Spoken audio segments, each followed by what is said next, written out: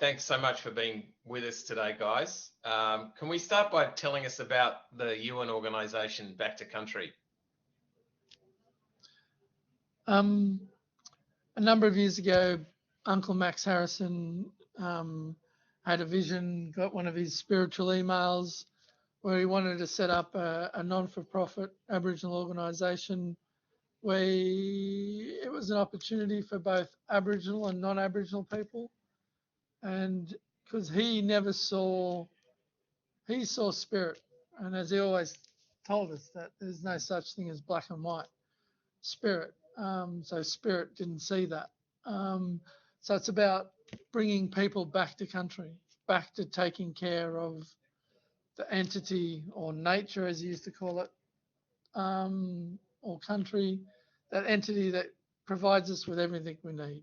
So how do we give back to Mother Earth that provides us with food, water, air, something to walk on, something to sleep on, all those things.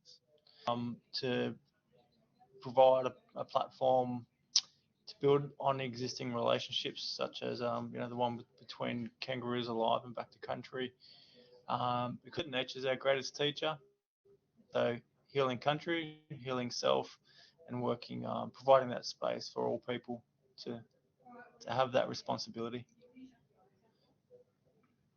Yeah, thank you. Thank you for that answer. Well, Uncle Max drafted and wrote the UN Declaration for Kangaroos. It's so unique. Can you tell us more about this declaration for kangaroos? Well, the declaration, it's kind of more than a declaration. It's what all people should be doing. Every single people should be taking care of a totem of an entity that is so important to all of us. And when you read it, you can see that spirit was just the spirit of Buru and the spirit of the ancestors that came through, and the spirit of how do we take care of Buru in the modern day world, in the two knowledge systems in one world. Yes, it's a declaration, but it's not just an intellectual piece. It's grounded and inviting all people to connect with the spirit of this place we call Australia. Yeah. So when Aboriginal people say that's our totem, or we are that tree, we are that thing, we actually are it. It's one and the same spirit. So we have that spiritual connection, but also that spiritual obligation. Yeah, that it holds that, as Uncle said here, that cultural law, and that bridge between written law and cultural law. That's probably the best work I've seen in terms of that middle ground. And as I think Mick put it, it holds the basis for the work that they do. Yeah, so important to learn not from the human mind, but learn from the actual kangaroo or the whale or it's teaching us all the time.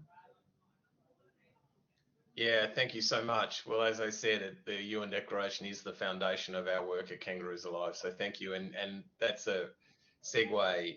Your comment about learning is a segue to my next question. What can we learn from kangaroos? Yeah, I think that it's an invitation to observe country, but in particular observe Buru. We know, and when we observe Buru, we can understand family mob structures, role of family, role of how you can not basically sustain your own living environment. They take what they need. They have soft feet that dances and massages and bounds the earth.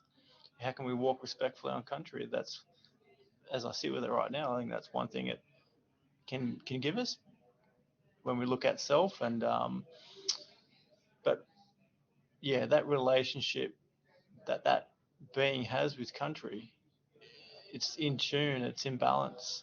So I think Buru can teach anyone who wants to observe Buru those elements.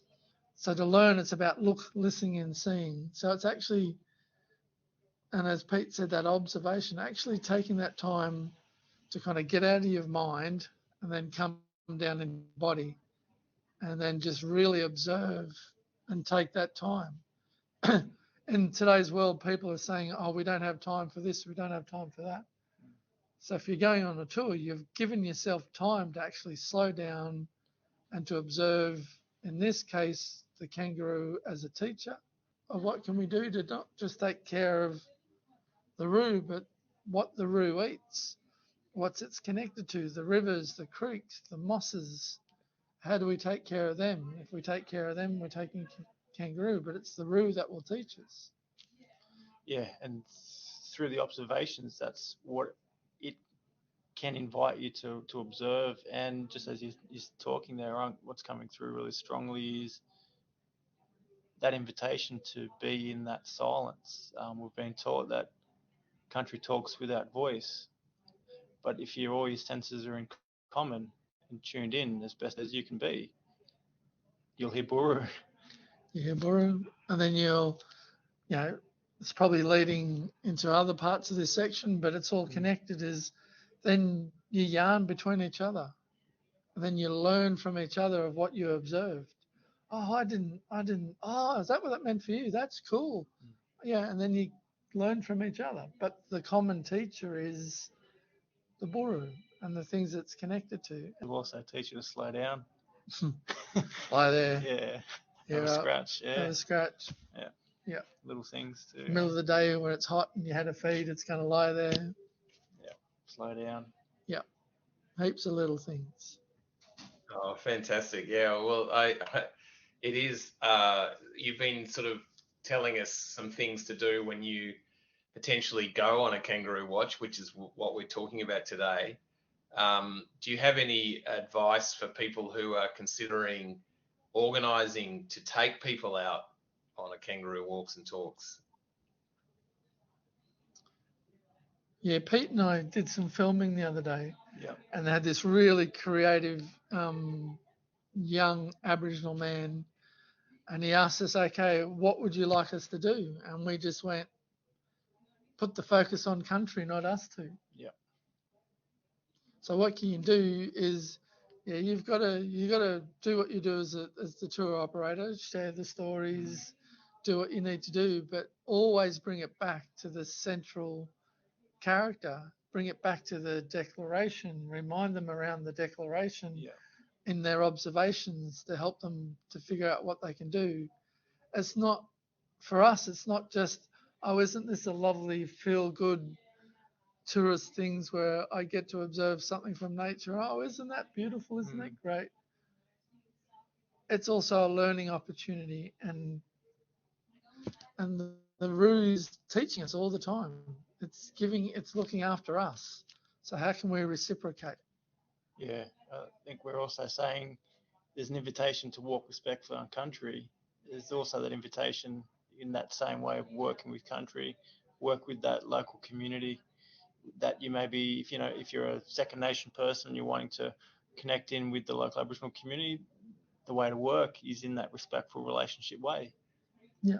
Building that trust, Yeah. just as you would, if you're the person leading a little walk, inviting the observers to stand back and build that trust with Buru, observe the relationships in the community that are there, in terms of that co-facilitation, collaboration, not just consultancy, but that, yeah, having those relationships, because that'll help strengthen the story that Buru has for us to share and observe.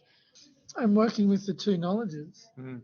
That's what we're inviting. If the tour operation knows a bit of science around the situation, it's about finding those connection points, those similarities between the two knowledge systems into keeping a place where our children can see and our grandchildren, our great grandchildren can not just have clean water and fresh air, but also kangaroos there that are finding, you know, because they'll find the balance. It's the people that are out of balance. So what can we do, learn from the Roo to help the balance? It's just giving people an opportunity to look at the Buru from a whole range of different knowledge systems. yeah, and as you mentioned this too, on learning from each other and validating each other's observations. For being with us today. I know you're not with us in person, but you're certainly here with us in spirit. And thank you for your great wisdom and words. And we look forward to the next time we get to do this. So thank you so much. Thanks to you too, Mick, and everybody listening. Much appreciated. Big respect. Thank you, and enjoy your learning journey with the Buru.